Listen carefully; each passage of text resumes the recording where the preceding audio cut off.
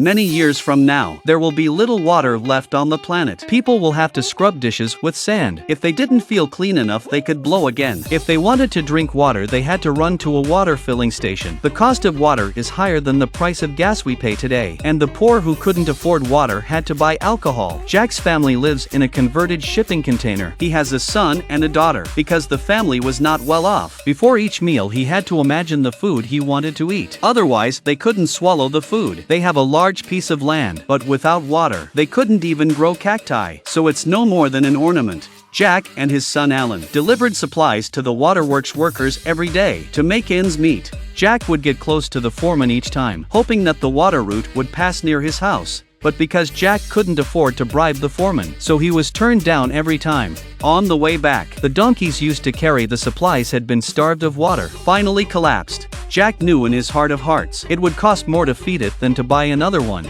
He had to shoot the donkey in pain and send it away. The next day at dawn, Jack took his son to town. A mechanical donkey was sold at a high price. This made the already poor family even poorer, but he still gave his son pocket money. After all, life is too hard for children to suffer. Jack's daughter Jenny has recently fallen in love. She has fallen in love with a young man called Bob. He doesn't seem like a nice guy. When he bought the donkey, he hiked up the price, and now he's begging Jack to borrow the donkey. Jack, of course, turned him down mercilessly.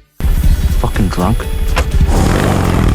Such a man, but Jenny loved him very much. Jack was very much against their love, but Jenny had a strong temper. She took her brother's pocket money and ran away from home. To stop them seeing each other again, Jack barricaded the doors and windows. He won't let his daughter leave the room. One day Jack finds the lock on the warehouse door has been broken. Jack opens the door to see that the mechanical donkey is missing. Jack's first thought was that Bob might have done it. Jack finds Bob's father and asks him what happened. He was told that Bob had just gone to the other side of the mountain. Jack takes his gun and prepares to retrieve his mechanical donkey. But when he got halfway up the mountain, he was attacked and knocked unconscious. When Jack woke up again, several men surrounded him with sharp weapons, because someone had smuggled their supplies in a mechanical donkey. They suspect Jack of doing it, but no matter how Jack explained it, they didn't believe him. Luckily, Jack was a good fighter. He retrieved his gun. At the same time, he also seized the dagger he was carrying.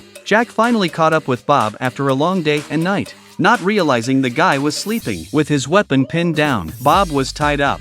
Jack's original plan was to take him to the waterworks workers to clear his name, but it was a long journey. Both men were severely dehydrated. The stolen supplies were all alcohol. With a little persuasion from Bob, Jack gradually began to relent. He agreed to have a drink to wet his throat. He helped Bob untie himself. During our conversation, we learned that Bob was also a young man with a desire. He too wanted to bring the land back to life, but he didn't agree with Jack's begging of the foreman. When Jack's strength gave out, Bob swoops in and hurts Jack with a rock. Then he poured alcohol on him as hard as he could, and then tied the drunken Jack to a mechanical donkey and dragged him to his death. Jack, who hadn't been home for several days, aroused Alan's suspicions. He went to the waterworks to look for his dad.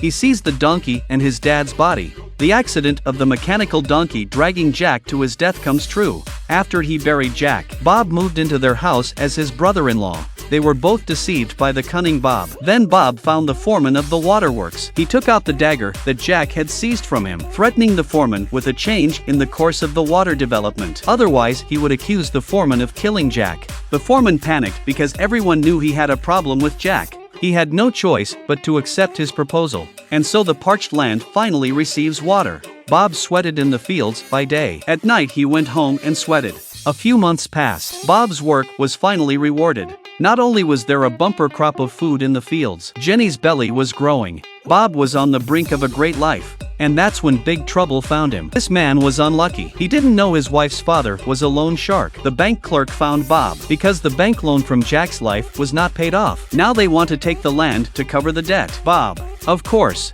doesn't agree. In order to raise money to pay the debt, Bob had a plan. He took Alan's best friend Nick's baby and sold it to a trafficker. But the trafficker, in case there was any trouble, he killed Nick directly. Bob almost died too. He was lucky to escape with his life when he reacted quickly. However, the mechanical donkey's system crashed when a bullet hit it during the shootout. It went into automatic protection mode. He limped himself back to the repair facility. The boss followed the contact details on the mechanical donkey and found Alan.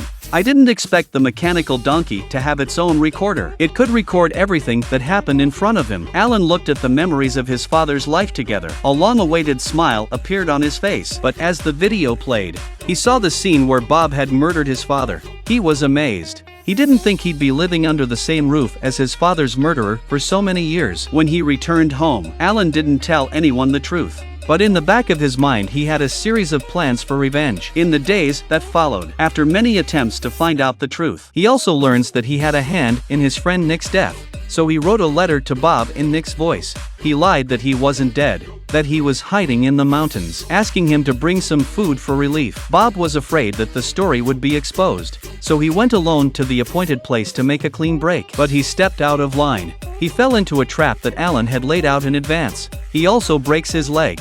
At that moment Alan, who had been following him, emerged in his true form. The sun did not shine on the hatred in his heart. Bob knew that he might have been exposed. In his desperate situation, he once again played the poor man. He thought Alan would be as easy to fool as Jack, but no matter how he tried to argue, Alan was unconcerned. Alan let him cry out for help, to give him hope, until he was exhausted. His voice was dry and hoarse. His hopes were dashed again. Finally Alan raised his gun. You can, stud. You're good. You're good. He took the mechanical donkey back home. On the way back, he was silent. He looked up at his house. He knew that this time it was his turn to guard the house, to make the truth disappear. He deleted all footage of the mechanical donkey. From then on, the two siblings lived together. They lived a quiet and happy life together.